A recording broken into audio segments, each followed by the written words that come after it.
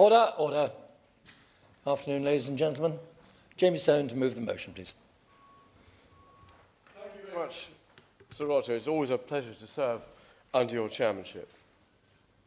I beg to move that this House has considered e-petition 728715 relating to reviewing possible penalties for social media posts, including the use of prison.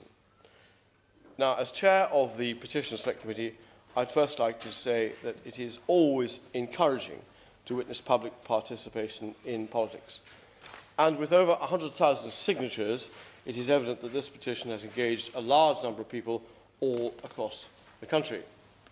Now, this e-petition was created by one of my fellow members of the House of Commons, the Honourable Member for Great Yarmouth.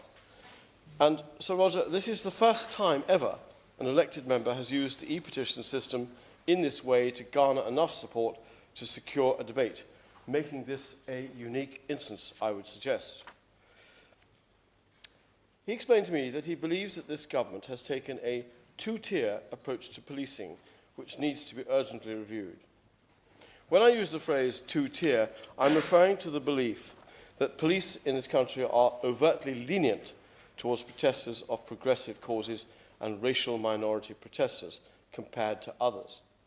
To put it simply, those who subscribe to this criticism of our justice system do not believe that citizens are being punished fairly or impartially.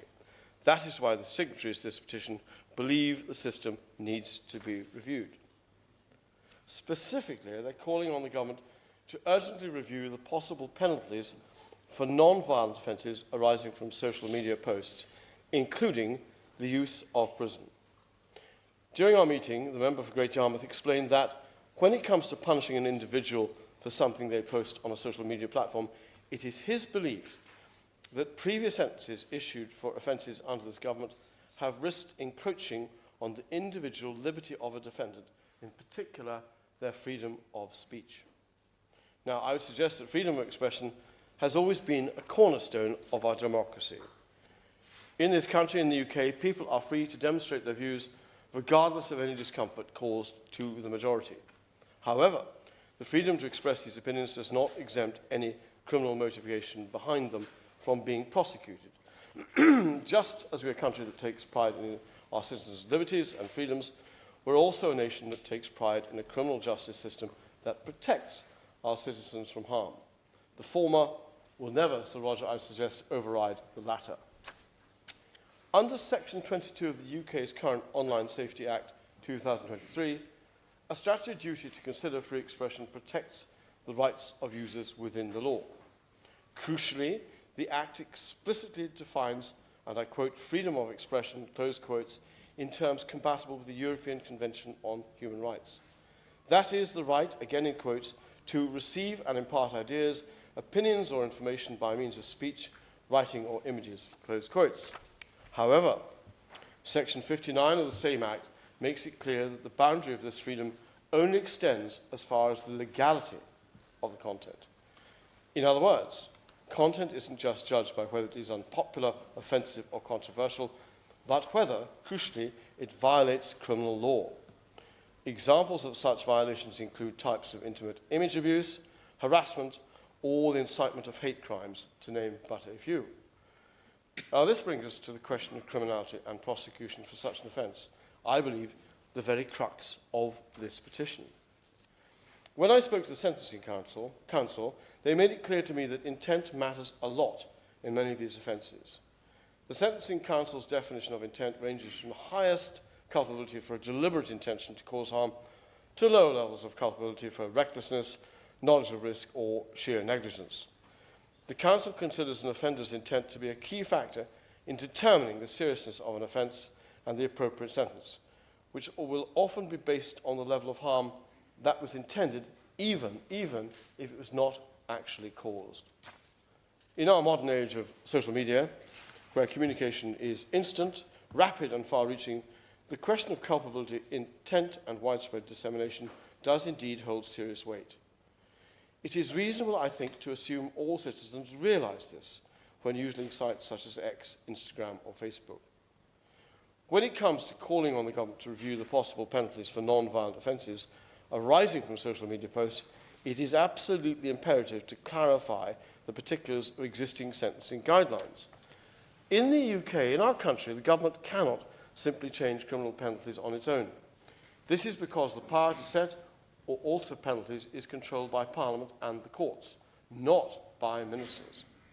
Any change to the maximum or minimum penalty for an offence must be made through primary legislation, which means a new law or amendment has to pass through the full parliamentary process, drafting, scrutiny and debate, and of course approval by both houses, the Commons and the House of Lords. The government may indeed propose changes, but it absolutely cannot impose them without Parliament voting them into law. Even after Parliament sets the legal penalty ranges, the government still cannot decide individual sentences, because sentences are often carried out independently by judges, who must follow the Sentencing Council's guidelines, absolutely not the preferences of ministers. The government also cannot order judges to give harsher or more lenient sentences in specific cases, because, as we know, judicial independence protects courts from political interference. It is indeed, I would suggest, a crucial pillar in our political system and in our justice system. Neither the courts nor Parliament stand alone. This ensures balanced decisions are made independently within the public interest. Now, all of this is seriously complex and is a question that addresses a large scale of harm and, in some cases, prejudice. This is to say, I'm absolutely certain my colleagues will debate it this evening, Sir Roger, with respect, rationale and indeed nuance. I can see I've got lots of colleagues here hoping to speak today, and I will bring my remarks to a close, allowing as many as possible to participate. Thank you, Sir Roger. The question is that this House has considered e-petition 728715 relating to penalties for offences arising from social media posts. I suspect, because there appear to be other attractions in the main chamber today, a number of members who'd indicated they wish to participate are not present.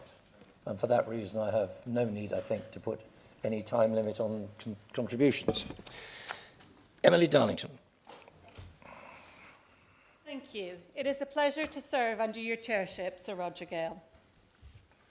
The first duty of government is to keep its citizens safe. We do that with the police, our court system, and while not perfect, we couldn't do it without them.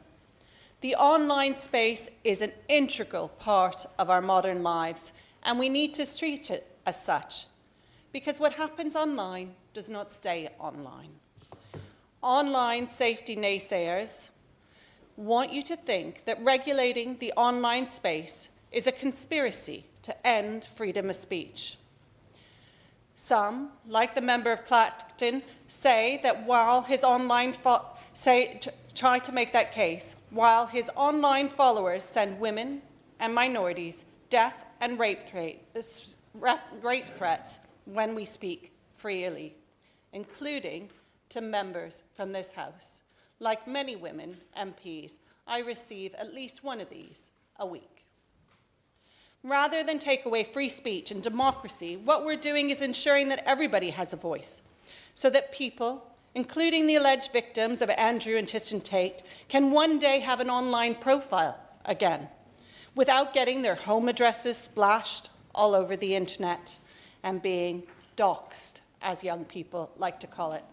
Democracy should be about ideas and debates, yet the online environment that some members of this House want is one where you can make deep fakes, misleading the electorate, where you can threaten women with rape to shut them up when you don't agree with them, where you can make £300,000 by making 128 Facebook pages spreading racist and AI-generated misinformation, which is then amplified by members of the Reform Party, monetizing hate, as the piece in the Times exposed this morning.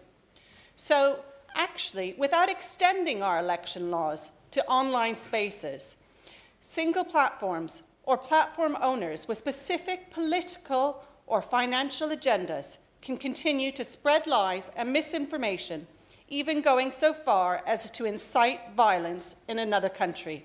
That is not democracy, that is not free speech, and it is up to this government to ward against it and ensure that our laws and our sentencing is appropriate. As I said, the first duty of any government is to keep its citizens safe. In real life, a 12-year-old can't go see a film at a cinema if it's rated 15. Pornography is put on the top shelf at the newsagents, out of reach. Kids can't buy a video game that is adult-only rated without ID.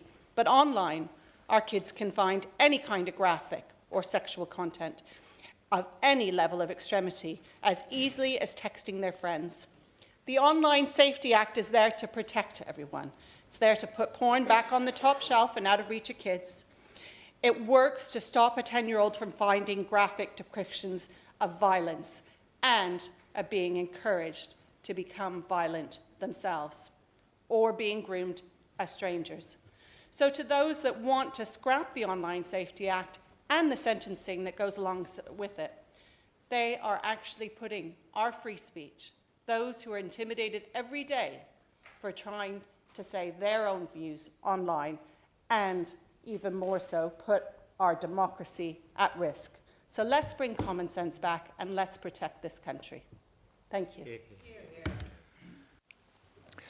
As the honourable gentleman, the member for Caithness, Sutherland and Easter Ross, said in his opening remarks, this is the first time that a debate has been instigated, an e-petition debate has been instigated by a member of this House. So it gives me great pleasure to call the culprit, Rupert Lowe. Well, thank you, Sir Roger. It's a pleasure to serve under your chairmanship.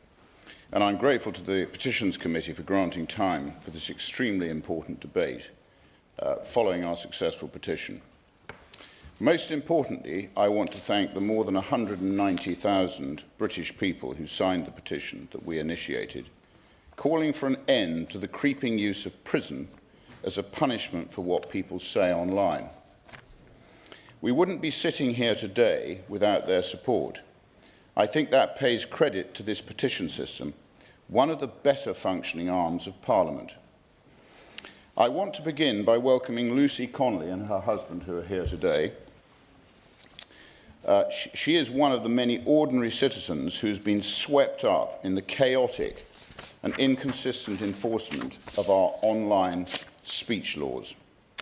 Her courage in speaking openly about her experience has helped expose a growing problem, namely that the British state is now more willing to imprison somebody for a social media post than for a rape.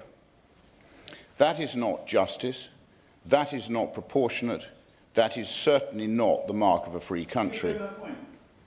I will give way. And I do thank you for bringing this petition to this committee.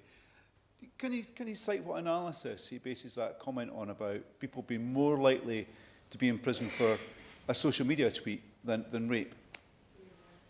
I'm sure the honourable gentleman has heard of the Pakistani rape gangs, which are currently the subject of my crowdfunder. And when you read the report that is coming out in March, I'm sure you'll agree with me. We are witnessing the steady expansion of what are essentially speech crimes, offences where there is no violence, no real threat of violence, and often no identifiable victim at all. Yet people are facing dawn raids, criminal records, ankle tags, and even lengthy prison sentences for words, for arguments, for opinions that somebody somewhere claims to find offensive. I have my own personal experience, a late-night police raid initiated by false allegations from former Reform Party colleagues relating solely to words I had allegedly spoken. The party of free speech, indeed. The Reform leadership's bitter attempt to see me in prison failed, but too many others do not escape the consequences of such vile misuse of the system. We now have laws being used to punish subjective offence based on the most fragile interpretation of harm, enforced through discretionary and far too often politically skewed policing. A post that is deemed sharp criticism 1 month somehow becomes grossly offensive the next. It is arbitrary, it is inconsistent, and it is fundamentally incompatible with a healthy democracy. I receive multiple death threats, yet the police take no action. Just one example. Online influencer Shola Mos Shogbamimu recently posted on X, and I quote, "I am against the death penalty, but for you, Rupert Lowe, I'll gladly make the exception." This post currently has 2 million views. The Met Police have said no action will be taken. I don't want people in prison for social media posts. I also don't want such obvious two-tier policing. Shola walks free, yet Lucy Connolly was imprisoned for one foolish social media post, soon deleted. Where is the fairness in that? If these ludicrous laws are to be implemented, then it must be done fairly, with no political bias. Evidently, that is not currently happening. Is our prison system so efficient, so functional, so unoccupied that we have the capacity to put a young mother like Lucy in prison for more than 300 days? I think not. When rapists and murderers are walking free, even being released early, there is zero justification for imprisoning Lucy and the many others like her, particularly when the influence of such questionable legal aid is so heavily involved. We must be clear. No free society can survive with a people afraid to speak. Democracy depends on robust argument, dissent, and the ability to challenge orthodoxy.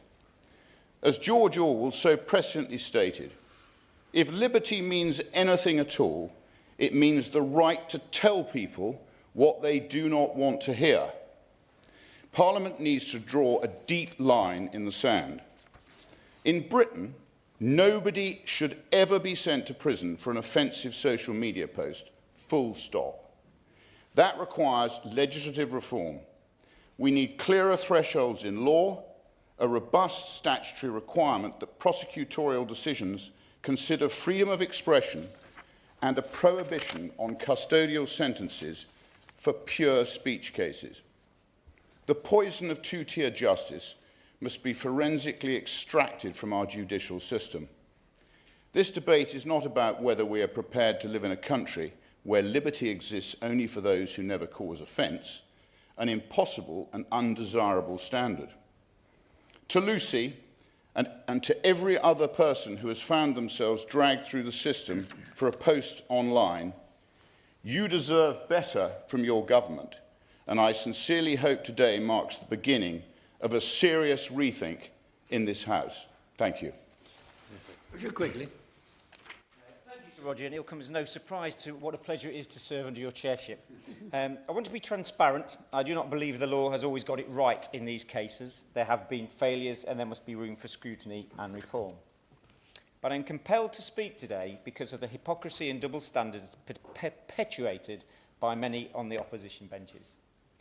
Those who brand themselves as defenders of free speech yet seem to confuse freedom of speech and freedom from consequence. Something I taught my children from being very young is this: you are free to use your words, but you must be prepared to face the consequences of them. You may think that writing an offensive post, something that takes only several seconds and is quickly forgotten, is inconsequential. But as we've seen over the past year and in recent months, especially, such words can have devastating effects. They can fuel radicalisation, they can target minority communities, they can make individuals feel unsafe in their own homes, schools and streets. And while some demand the right to speak without restraint, they ignore the reality that others lose their freedom to live without fear. A freedom hard fought for by those we pay tribute to on Armistice Day. I find it genuinely astounding that the parties such as Reform UK and many in today's Conservative Party espouse the importance of personal responsibility and accountability, yet are fundamentally unable to stomach it when individuals on their side of the political argument are held accountable for their words. My personal position, and I think the position of many of my colleagues on this side of the chamber, is clear. Hate speech is hate speech. Words have consequences, and no matter if I passionately disagree with you politically, if someone uses social media to call for the death or harm of another, they should be held accountable by any means the law deems fit. Regrettably, I do not believe that the same clarity exists on the benches opposite. It's been astonishing to watch some members tie themselves in knots, on the one hand decrying Britain under Labour as a return to Soviet-style communism, while on the other demanding the removal of the Oxford Union President-elect for comments made in a private group chat, not social media. It seems that for the right wing, free speech is not a two-way street. It's Schrodinger's version of free speech. No more has this hypocrisy and knot tying been clearer than the case of the member for Clacton, who rightly disavowed and welcomed the imprisonment of an individual who used social media to threaten his life, but readily platformed a woman during his party conference who said, and I quote, "Mass deportation now, set fire to all the fucking hotels full of the bastards for all I care. If that makes me a racist, so be it." I'm genuinely intrigued as to whether free speech is only deemed acceptable if it is used to threaten the lives of refugees, but not the Reform Party leader. My point is this. No. My point is this. It is completely wrong to call for the death of the member for Clacton, just as it is completely wrong to call for hotels housing refugees to be burned down. In both cases, the law rightly intervened and justice was served. What is deeply concerning, however, is the warped suggestion that the law should be applied differently depending on who says something rather than what is said. That is not justice. It is politicisation. Our legal professionals are not the enemy. Our justice system, widely regarded as one of the foundational models of fairness and due process, is not the enemy. And our police, who enforce the law but do not create it, are not the enemy either. We must defend the principle that the law applies equally to all, regardless of political affiliation, background or platform. That should not be controversial. It is, in fact, one of the oldest principles in our democracy. The Magna Carta, the cornerstone of our unwritten constitution, states, "To no one will we sell, to no one will we deny or delay right or justice." That commitment to fairness and equality before the law is not just historical, it is foundational. Ultimately, if we in this Parliament believe the law needs to change, we have the power and the responsibility to do so through proper democratic process. But those who seek to twist justice, who argue that the law should be applied differently, depending on who says something rather than what is said, should ask, are they defending the spirit of British democracy, or are they defending a warped version of it shaped not by principle, but by popularity on X? Thank you, Chair. Well done. Pleasure to serve under your chairmanship. Freedom of speech is a vital right, but it must end where harm to another begins. Online freedom cannot mean freedom to exploit, to encourage self-harm, or destroy lives. And I appreciate that I'm taking this in slightly off-piece direction, but it is relevant in relation to the debate we are having today. And that is because suicide forums and other user-to-user platforms are also part of what Ofcom count as social media. If this debate is about the proportionality of penalties applied to offences arising from social media posts, then we must address the stark reality that the most harmful content online is actually the least likely to attract enforcement. And nowhere is this clearer than the unrelated suicide forums, which The Telegraph recently described as a terrifying online world where users share methods, encourage one another to die and prey on the vulnerable. The Molly Rose Foundation, founded by bereaved parents after losing their daughter Molly, has exposed the scale of this threat. Their report, Missed Chances, Lost Lives, links at least 133 UK deaths to a single pro-suicide forum which operates overseas. On this site, young people, many just teenagers, are encouraged, instructed and groomed into taking their own lives. The forum hosts detailed methods, promotes poisonous substances, shares advice on bypassing UK regulations, and even enables suicide pacts between strangers, which facilitates the abuse of vulnerable women. This is not free speech. As the site moderators claim, it is the deliberate facilitation of harm, fatal harm. I first became aware of the Foundation's work when I met a local family who lost their daughter, Hannah. She had been on that forum where she found links to poisons and guidance on how to obtain them outside of the UK restrictions. Her father, Pete, warned me that harm is out there waiting to be found by teenagers. No parent should ever have to bury their child because of an unregulated user-to-user forum or social media. What makes this even harder to accept is how many mischances there have been to act. Coroners have issued 65 prevention of future death reports to 3 government bodies, 65 formal warnings that the site and its content were putting people at risk. Had those warnings triggered action when they should have, many of those 133 people may still be with us today. Ofcom eventually opened a formal investigation under the Online Safety Act, but only in 2025, long after families began sounding the alarm. Its own letter acknowledges serious risks of harm to UK users, including children, yet despite this, Ofcom initially accepted a voluntary geo-block that could be easily bypassed with a simple VPN. It took the discovery of a mirror site and determined unrelenting pressure from bereaved families for Ofcom to escalate the case to priority. Chair, this goes to the heart of today's debate. If we're examining how penalties are applied for offences arising from social media, then we must ask why the quickest and toughest enforcement does not fall on those creating the greatest real-world harm. The Online Safety Act creates strong penalties for encouraging suicide and serious self-harm, penalties of up to 14 years and 5 years in prison. These penalties must not be weakened. They must be used, and they must be supported by regulators who treat the loss of life due to online harms with urgency it demands. I've met too many parents, siblings and friends and loved ones whose lives have been shattered. Their message is simple: protect young people, target the real harms and use the penalties to save lives. If proportionality, Chair, is the principle, then let it be proportional to harm, because our young people deserve a system that protects them, not the one that leaves the deadliest corners of the internet untouched. So I thank the Honourable Member in part for his debate today, for enabling me to raise this part of the important conversation relating to penalties for offences arising from social media and user-to-user platforms. Thank you, Sir Roger. Mr. Scott Arthur. Thank you, Chair, and what a pleasure it is to serve under you. And I'd like to thank the member for Sutherland and Easter Ross for so ably introducing this debate. And although I think she described her speech as being a little bit off-piste, I do want to thank the member for Guildford for raising that really important subject, and you're always welcome to raise it in any debate I am part of. Mr Chair, the only two-tier justice system I know in the UK is between the rich and the poor, and between the powerful and the powerless. And that's why I'm so pleased we were able to introduce the Hillsborough Law. And I also have to say, what we're not talking about here is posts which are a result of a difference of political opinion, whether rail should be nationalised or not, or whether or not we should invest more money in the NHS. What we're talking about here are posts which contain elements of racial hatred, which is completely unacceptable and isn't a political issue, unless we're arguing that somehow racial hatred is a political philosophy. Last summer, we saw tragic violence right across the UK. And I think Edinburgh was only spared from it through the hard work over many years of the Edinburgh Interrail Forum. We saw British people attacked because of the faith or the colour of their skin. Utterly reprehensible, Mr Chair. And I do know I spoke to parents at the time who were worried about their children going to school, of all ages, their children of all ages, some going to school, some going to work. It was a horrendous time. And this violence was being amplified and accelerated online. Many of those carrying out these violent acts argued that their actions were solely in response to the tragic events that occurred in Southport. But it's clear that the level of fury we witnessed was encouraged by online instigators.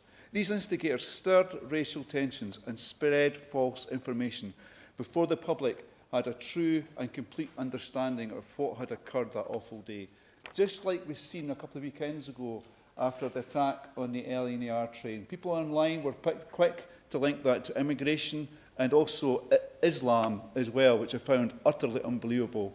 But when the statement came to the House of Commons, by then we knew there was no link to immigration or Islam, so there was no Reform MPs in the chamber to talk about it. Utter disgrace. As MPs, we all have had our fair share of online abuse and unpleasant comments, and I do recognise the point made earlier about women attracting much more of that abuse than men do. I absolutely recognise that. And we know that the internet is a challenging and complex place. However, when posts tip over into threatening communications, inciting violence against specific groups of people, there must be provisions in place for prosecution. Members opposite argue that prison sentences have been given for comments that were maybe mistaken or intended as humorous. But we know some of the people who were in prison, Chair, that this was merely one of many racially motivated comments they made over a period of time. They call these posts foolish, clumsy or misunderstood, yet many of the people actually pled guilty to inciting racial hatred. But let's be clear, the posts that led to prosecution were an incitement of violence and outright racial hatred, and that is why those people did plead guilty. The CPS is clear that the state must act when there is a clear threat to public order and safety, online or in the real world. And online, after all, employment law still applies.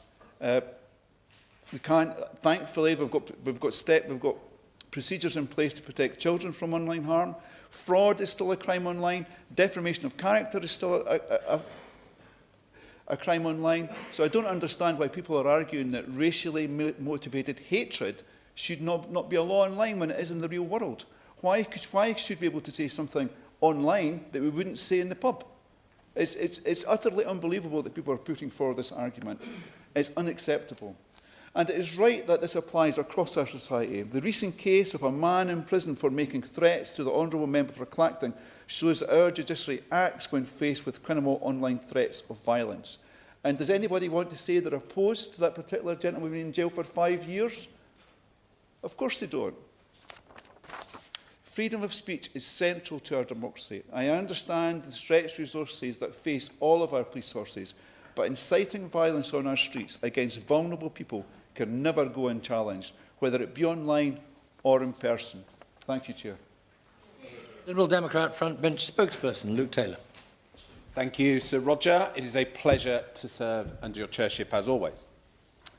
The text of this petition makes specific reference to posts on social media, as if this modern medium is somehow separate from every form of speech that came before it.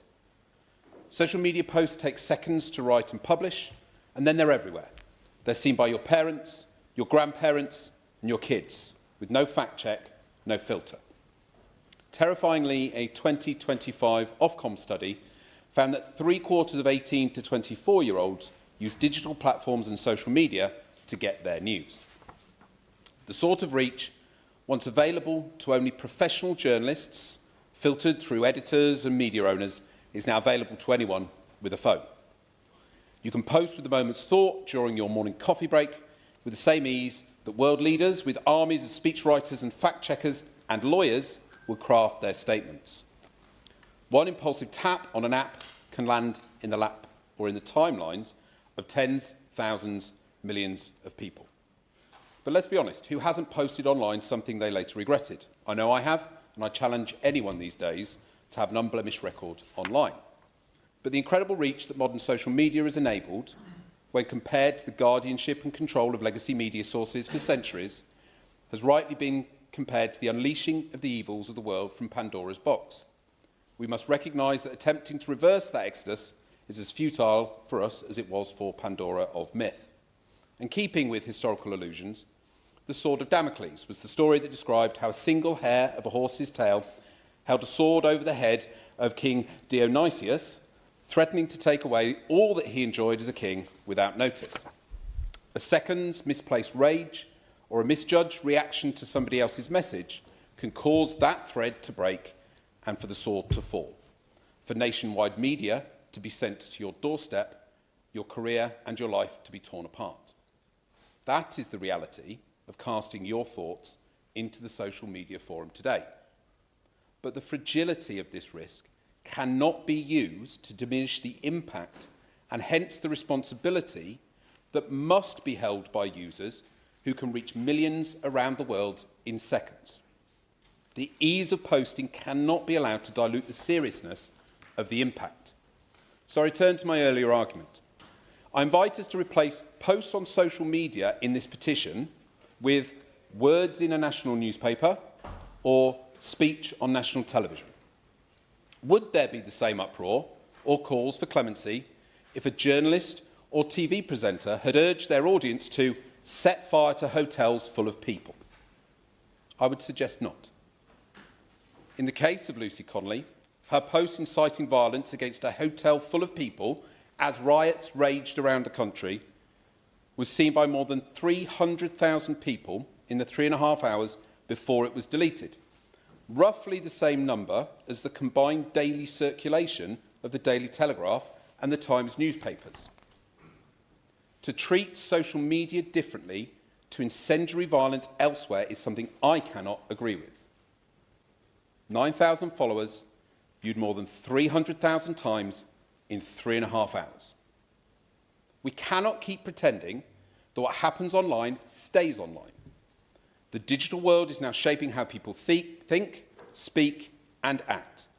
The consequences of this are now impossible to ignore. The very power that social media holds is exactly why so many people wield it with such vigour. And let's not forget that it's a nice little earner for some too. The member for Great Yarmouth himself has earned over £40,000 from Twitter since his election, showing the huge potential of the site and potentially why he is incentivised to defend people's rights so enthusiastically to say inflammatory and shocking things to drive engagement, clicks and views. The online world has become a place where hate speech, or as the petition puts it, opinion speech, is allowed to spread like wildfire. Too often, social media platforms shrug their shoulders and walk away from the responsibility of monitoring it. Or worse, they actively encourage disinformation. Twitter is the most obvious offender for this. For those that still do, I'm told that scrolling through the Twitter feeds feels like stepping into the Wild West. Abusive comments and dangerous posts are left to fester without consequence. A factual error is twisted and retold as the gospel truth before anyone has had time to draw breath. Communities are put at risk by conspiracies that proliferate like a virus. Twitter must be doing far more to tackle the surge of hate speech we see on our phones and tablets every single day. Since Musk took control of the company in 2022, Twitter has rolled back on safeguards designed to prevent misinformation and dangerous rhetoric. The same Elon Musk who suggested that America should liberate the people of Britain and overthrow our democratically elected government. Incidentally, in the US CBP guidelines for allowing non-citizens to enter the USA, if an immigration officer knows or believes that someone will be entering the country to attempt to overthrow the US government, they are inadmissible. I wonder if we applied that reasoning to Mr. Musk's next trip to our country, he might have complaints about his treatment.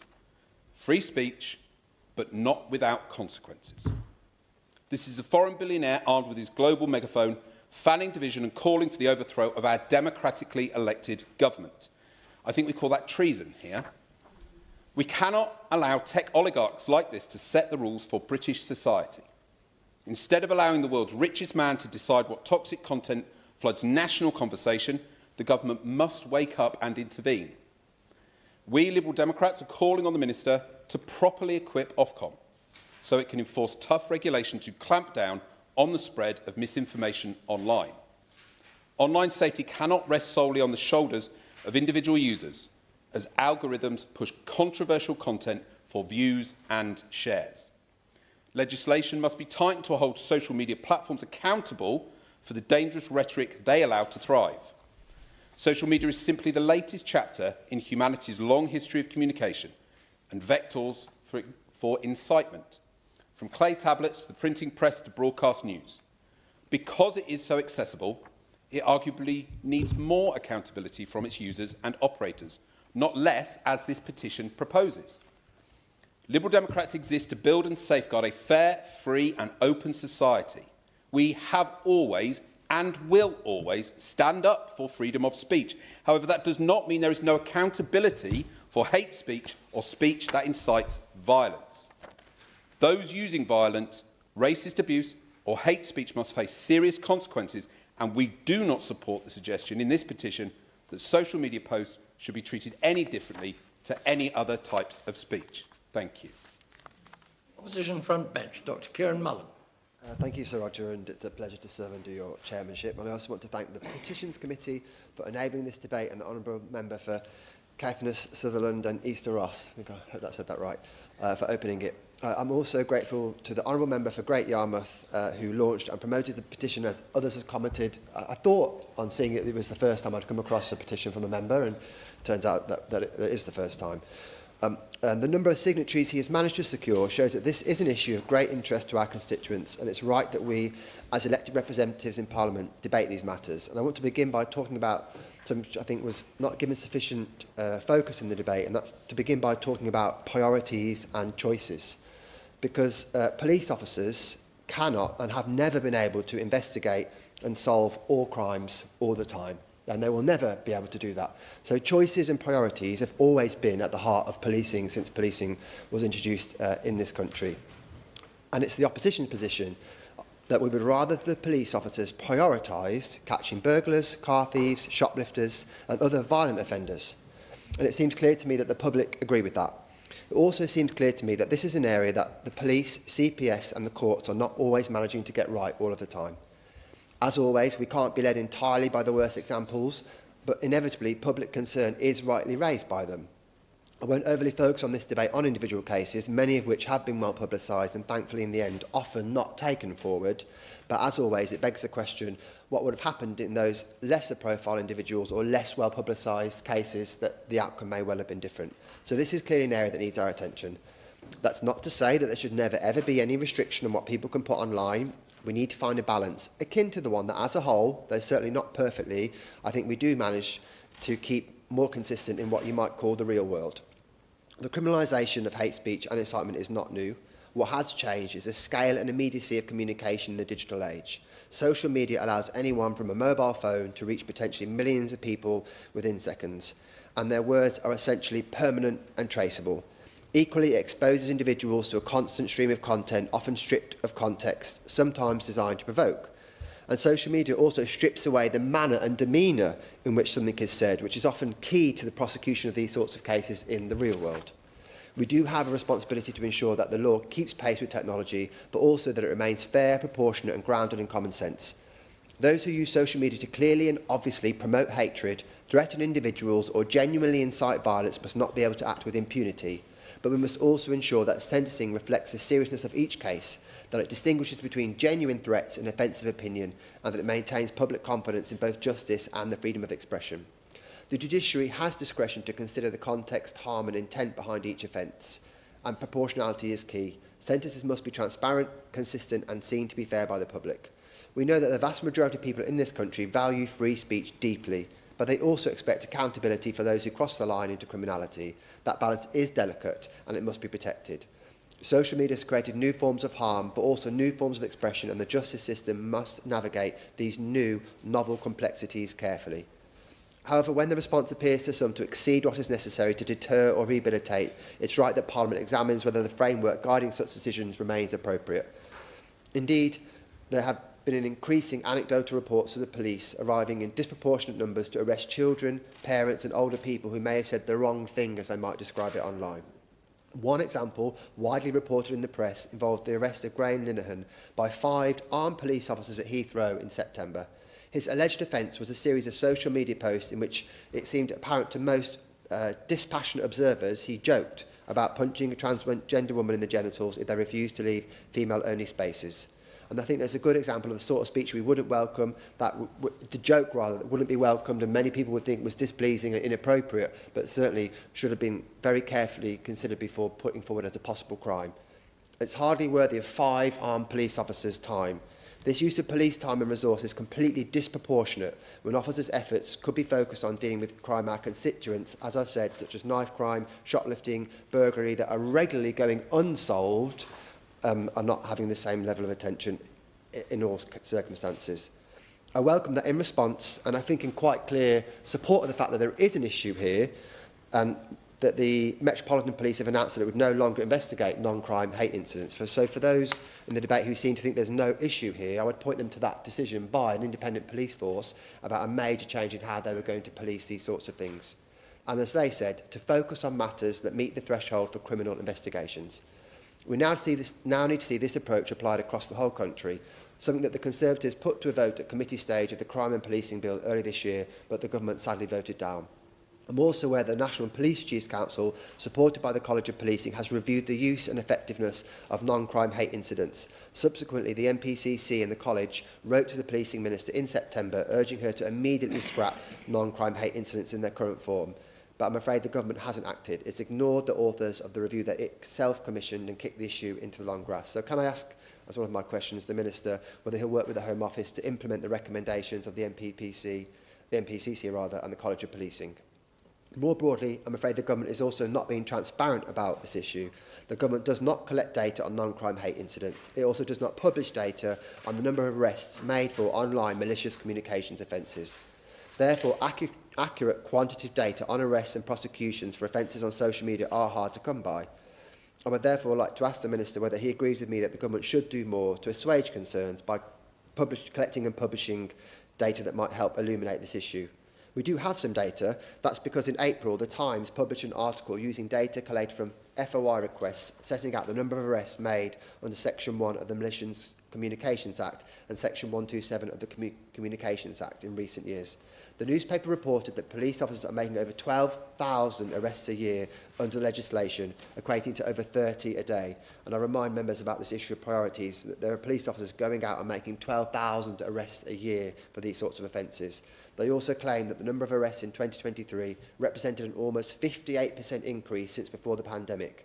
It said that in 2019, forces recorded 7,734 arrests. Yeah. Thank you. And I'm really sorry to interrupt you something up. You're doing a great job.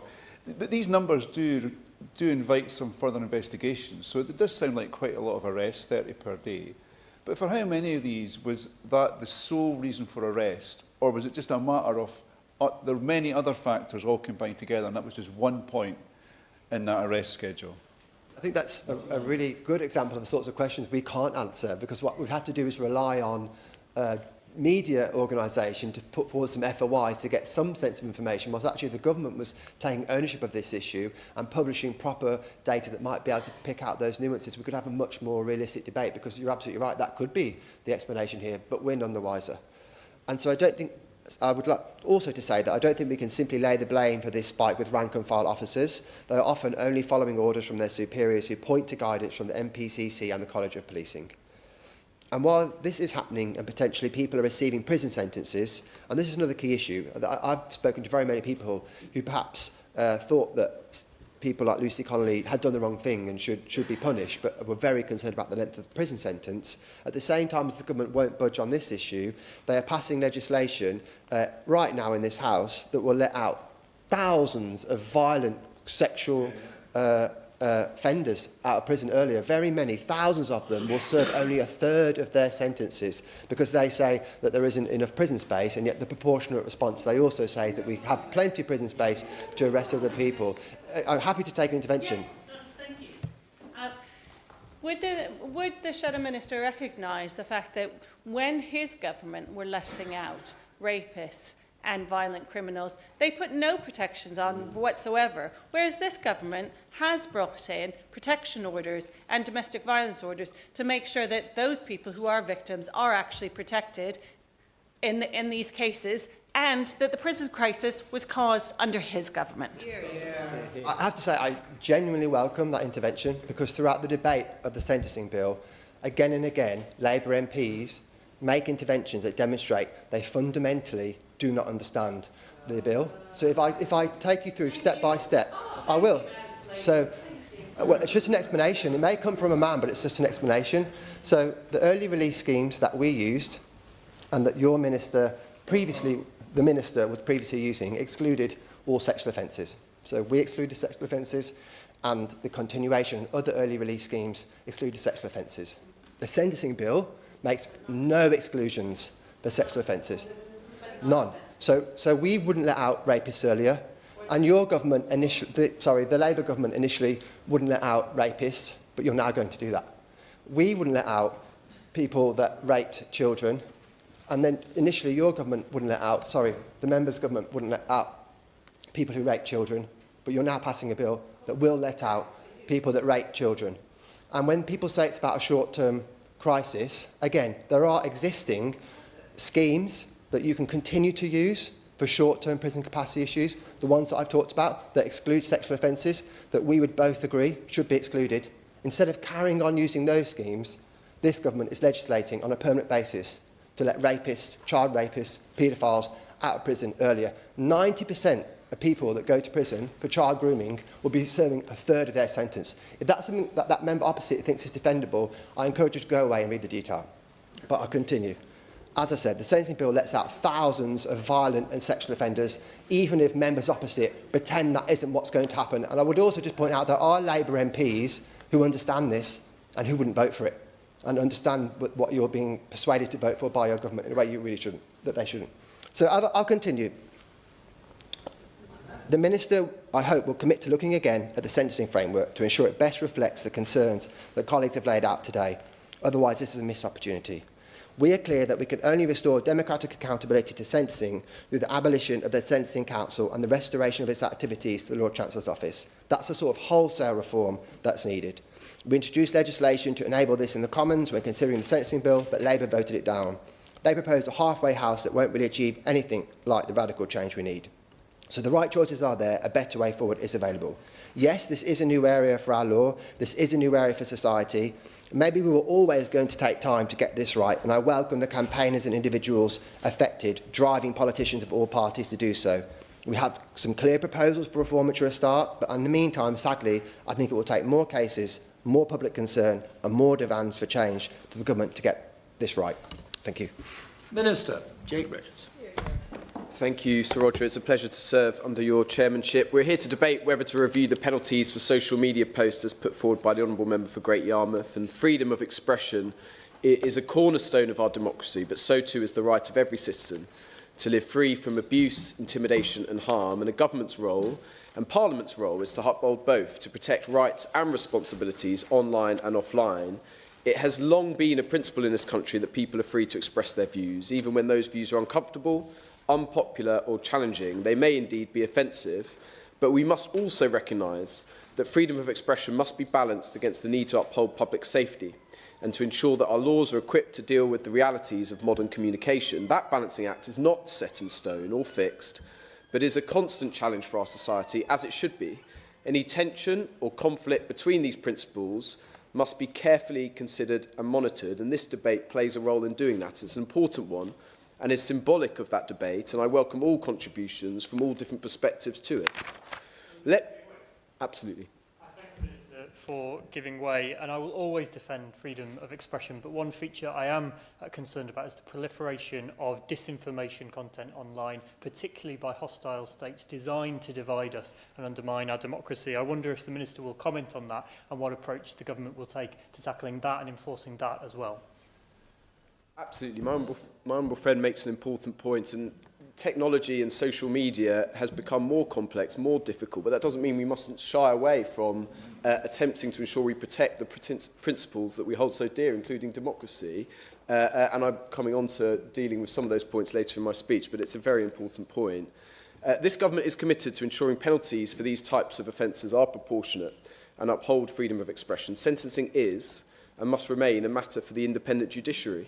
We all have a responsibility, and government ministers in particular, to take extreme care when discussing individual cases, and I will not be commenting on any, even if, of course, we all take our own personal views on cases which catch the public imagination.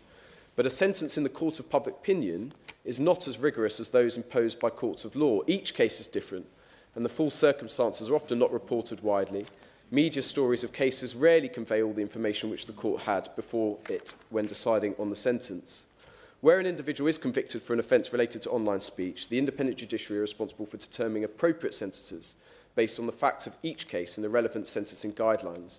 An independent judiciary is vital to the rule of law and to the functioning of a democratic society. It ensures that justice is administered fairly, impartially and critically without political interference. The independence of our judiciary away from political influence is a vital part of our constitution. I, for one, am determined to protect that in my role, and the proposals by the opposition to simply scrap the Sentencing Council amount to simply constitutional vandalism, have been described by previous Conservative Attorney Generals as completely absurd. Absolutely. Does he accept that the proposals we put forward, which are not just to abolish the Sentencing Council but to create a number of bodies that advise the department, are exactly essentially the proposal that existed before the Sentencing Council was introduced by the Labour government? Did he think there was constitutional vandalism prior to Labour's reforms? The Honourable Member, in fact, is completely incorrect. What the Conservative Party are proposing at the moment is not what was happening before the Sentencing Council. They are trying to bring within the executive the sentencing of how we sentence every single type of criminal case. That is a completely new, innovative and wholly dangerous proposal which has been completely criticised by Conservatives themselves.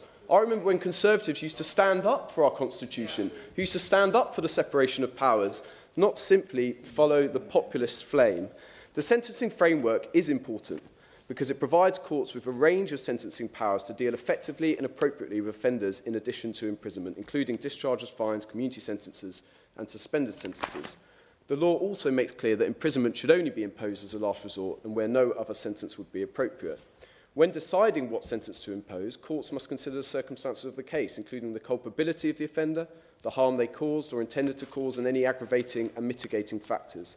They have a statutory duty to follow any relevant sentencing guidelines developed by the Independent Sentencing Council for England and Wales, unless they are satisfied that it would be contrary to the interests of justice for them to do so.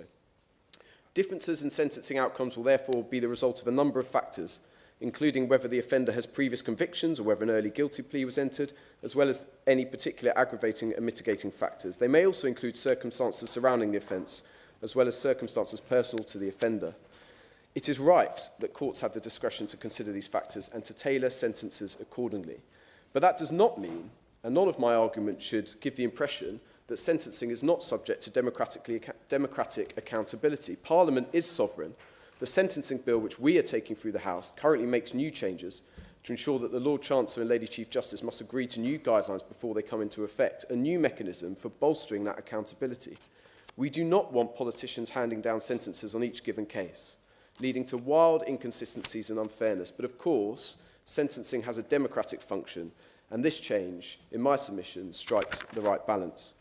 The government commissioned a comprehensive review of sentencing powers through the Independent Sentencing Review, chaired by the previous Conservative Lord Chancellor David Gauke. This was wide-ranging and evidence-led that examined the full spectrum of sentencing options. The aim of the Independent Sentencing Review was to ensure that the framework is robust, proportionate and fit for purpose. And the review was guided by three core principles. Sentences must punish offenders and protect the public. Sentences should encourage prisoners to turn their backs on the life of crime. And we must make greater use of punishment outside of prison. The government accepted the majority of the review's recommendations in principle, many of which are now being delivered through the sentencing bill, which is currently progressing through the House of Lords. Our focus remains on ensuring that the justice system protects the public, upholds fundamental rights, and uses custodial sentences only where they are necessary and proportionate. The government have made it clear that we need to focus our law enforcement efforts on preventing crime in our communities, more police on our streets rather than more policing of our tweets. But the government does not feel there is any case for a change in legislation at this stage as proposed by the Honourable Member for Great Yarmouth. Freedom of expression is a right that must be protected, but it is not an absolute right. It carries a responsibility to use that freedom honestly and decently. Freedom used irresponsibly corrodes democracy. Responsibility without freedom weakens it. Our job, the government's job, is to protect both, and the Online Safety Act and our wider sentencing framework reflects that balance. They are designed to protect individuals, uphold justice, and preserve the freedoms that define our society. The Act has been designed to safeguard legal free speech, uphold privacy, and support innovation. The Act does not prevent adults from accessing legal content, nor does it restrict people from posting content that others may find offensive. The Act involves the regulations of systems and processes that platforms have in place for tackling illegal content and, critically, protecting children. There are also protections against the over-removal of content where platforms take down content they should leave on their sites. As use of the internet has expanded, there has been an increasing awareness that online content and activity can cause serious harm to users. From disinformation to targeted harassment, what happens online now shapes lives offline. The public is right to expect protection online from abuse that would never be tolerated on our streets. There are some circumstances where the criminal threshold is met for genuinely harmful and dangerous material, whether that be online or through other forms of communication. That is why the Online Safety Act introduced 3 modern communication offences: harmful, false and threatening communications, ensuring our legal framework is fit for the digital age. And we have now seen the new offences introduced by the Act are being used proportionately and effectively. Earlier this year, an individual was convicted under Section 184 for encouraging a child to undertake serious self-harm through online grooming, the first case of its kind, and we've heard about the real dangers online for children that we must clamp down on. This demonstrates the importance of having modern digital age offences capable of protecting the most vulnerable from genuine life-threatening harm. The Act also delivered Zach's Law, named after a young epilepsy campaigner, which rightly makes it a criminal offence to send malicious flashing images intended to trigger seizures. This is a clear, common sense and compassionate example of how the law can evolve to protect people with disabilities from cruelty and real and demonstrable harm online. And we should remember that the Online Safety Act is not the only legislation that can lead to custodial sentences for online speech. Recent convictions, including that of the individual jailed for issuing death threats against the Honourable Member for Clacton, show that existing laws on threats and harassment are being applied robustly where speech crosses into criminal intimidation. Democracy cannot function when intimidation replaces debate. That is the balance we seek to strike between regulating an increasingly influential online world to protect the public and between freedom of expression and the safety of individual and communities. I thank all members for their contribution. This is an issue that not only is important to this House, but clearly to many people across the country. And it is vital that we allow and indeed encourage rigorous debates about the relevant legal framework. Thank you, Sir Roger. Jamie Stone to wind up the debate. Sir Roger, thank you very much indeed. As colleagues are aware, any chairmanship of a select committee is elected by the House. And therefore, on this occasion this evening, I'm rather more the servant of the House than the party. So I speak, as I should be as chair of the Petitions Committee, I hope impartially. I think that we have had some verbal jousting in this debate, Sir Roger, but that's no bad thing to air an issue out in the open and in our democratic forum. And I, in particular, want to thank all the members who've spoken. I thank the petitioner himself, the Honourable Member for Great Yarmouth. It is indeed a historical first, this one. This has never happened before that I'm aware of in the history of this place, that the petitioner is a member.